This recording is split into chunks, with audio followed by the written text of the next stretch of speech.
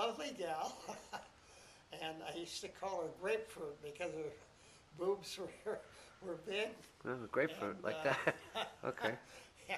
and we got along fine, and one day she needed to borrow $20. I gave her $20, and that's the last I ever saw her. Okay. Grapefruit, huh? She was gone. Well, there you go. Um, let's see. And that was where? In Corpus Christi? Yeah. And that's where you were stationed. And then when the war ended, you came back home, yeah? Well, from Corpus Christi, let's see.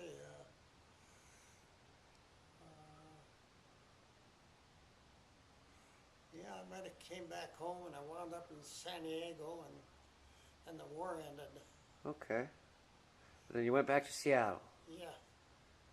And then what'd you do? You started a bakery?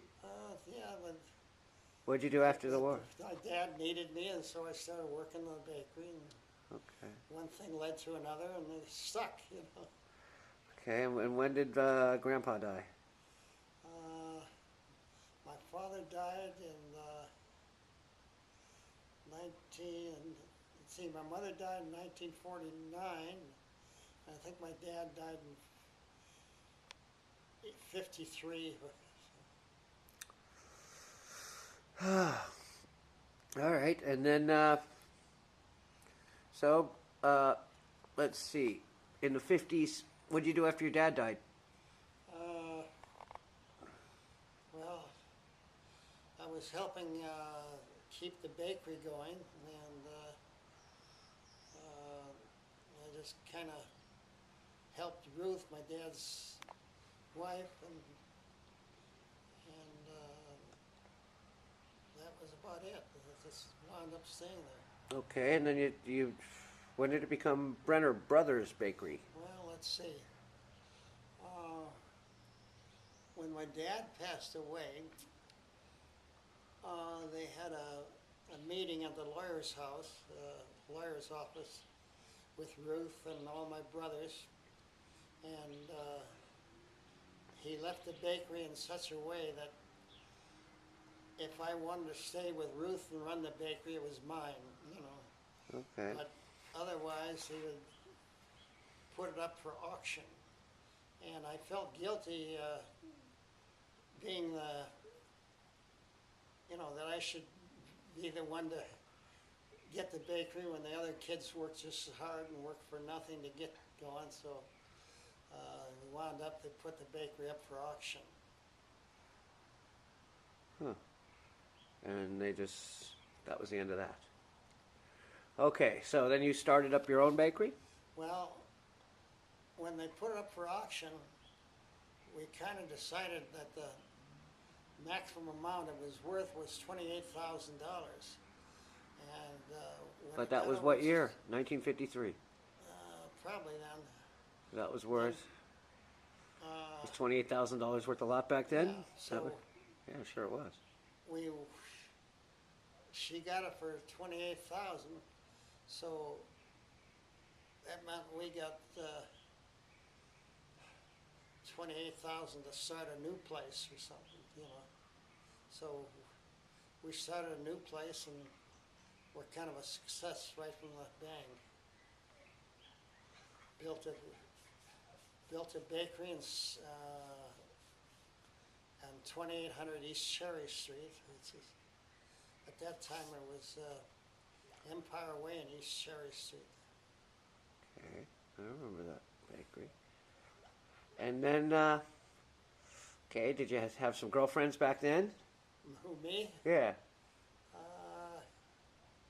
A couple, but they were just. I had one real deep relationship, but she wanted to end it, so. What was her name? God,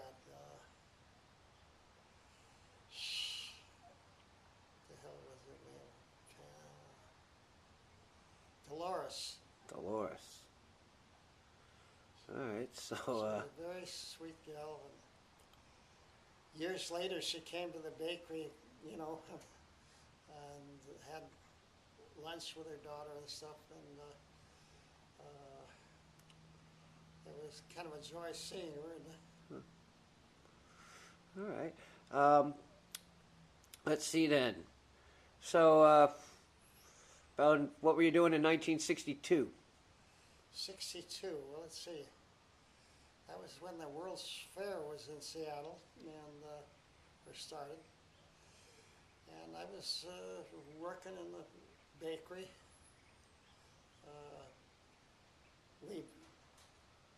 Some of the food service in the World's Fair was up for grabs, but Gay's underbid everybody and got Gay's was a rival bakery. Yeah. If someone was a faggot or a homosexual in in that time, did they call him a gay? No, well, GAI was the name of the bakery. Yeah, but did you make fun of it? I'd say I heard the name gay when I was still in the Navy, but it meant a person that could go either way. Okay. It wasn't just, All right. yeah. Well, there you go. Okay, so where did you meet my mother? Let me think a minute.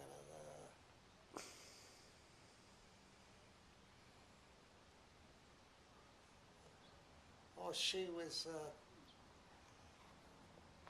married to a friend of mine, and I guess he was pretty nasty towards her. And What was this guy like, this friend of yours? well, his name was Alan McGunsky. We used to call him Wiggle. And we had a lot of fun together growing up and laughing and joking. And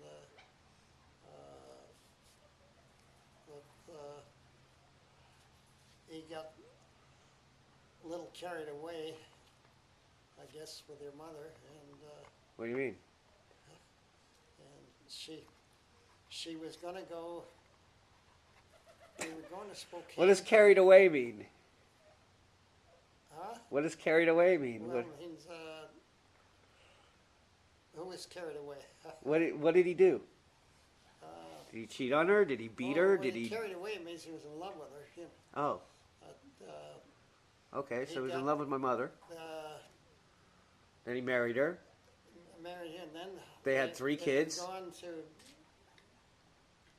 Spokane, which was her hometown, for something.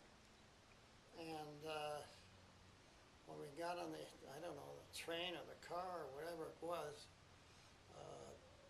she said she was going to get a divorce, and we tried to talk her out of it, but she went through with it, and I think she kind of set her eyes, her wiles out for me, and next thing you knew, I did what I shouldn't have and didn't want to do, but married her. You know. Okay, well, let's see.